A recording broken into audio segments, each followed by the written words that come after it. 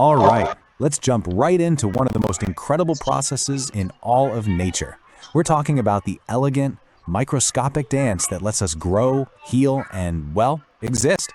And the craziest part, it's happening inside you, right this very second. I mean, seriously, think about it for a second. That little scrape on your hand from a few days ago, it's probably almost gone. Or that tiny plant on your windowsill, it's definitely a bit bigger than last month. This isn't magic. It's a jaw-dropping biological engine firing on all cylinders. And that's exactly what we're going to break down today. We are going to zoom way in to see how life builds itself from the ground up, literally one cell at a time. To really get this, we have to think small, like impossibly small. We're talking about the most basic building blocks of every living thing, our cells. What's so amazing about this image is how it shows something we can see, a plant growing, and connects it to this invisible world. All the real work is happening right there, at the tip of that root, where cells are just dividing over and over, pushing it deeper into the earth. It's the exact same idea when your skin heals. So this amazing process is called cell division. But here's the thing, it's not a one-size-fits-all kind of deal. Life actually has a few different ways to do this, depending on what needs to get done. You've got amitosis, which is a really simple direct split that you see in organisms like bacteria. Then there's meiosis, a super specialized process just for making reproductive cells. But the star of our show today, the one responsible for all that growth and healing, is mitosis. Now, if you remember one thing, remember this. Mitosis is all about making perfect copies. The whole point is to take one parent cell and through this incredible step-by-step process, turn it into two identical daughter cells, making sure each new cell gets the exact same set of genetic instructions.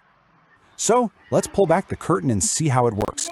You should think of it less like a simple split and more like a beautifully choreographed dance. A dance designed to perfectly duplicate a cell's most precious treasure, its genetic blueprints. And those blueprints, they're called chromosomes. They have all the information, every single detail, needed to build and run the cell. The number one goal of mitosis is to make sure that both of the new cells get a complete and flawless copy of these blueprints. No mistakes allowed. This whole performance unfolds in four main acts, or phases. You've got prophase, metaphase, anaphase, and telophase. Let's walk through them one by one. Okay, first up is prophase. Imagine all that long, stringy DNA suddenly packing itself up, coiling super tight into these dense little structures we can actually see, the chromosomes. While that's happening, the wall around the nucleus, which usually holds all the DNA, starts to break down to clear the stage. Next up, we have metaphase. This is so cool. Tiny little threads called spindle fibers grab onto the chromosomes and pull them into a perfectly straight line right down the middle of the cell. This alignment is absolutely critical. It's the only way to make sure the copies are separated evenly. And here's where the action really happens. In anaphase, those spindle fibers start to shorten, and they literally rip the identical halves of each chromosome apart.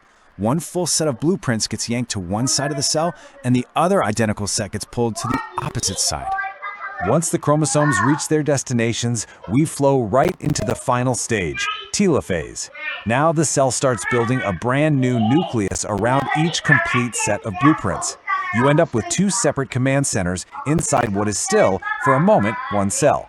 The chromosome dance is officially over. But hold on, we're not quite done yet. The cell has copied all its information and built two new headquarters, but it's still one big container. It's time for the final split. This grand finale is called cytokinesis. The rest of the cell's guts, the cytoplasm, pinches in the middle until it separates completely. And boom, you're left with two brand new, totally independent, and genetically identical daughter cells.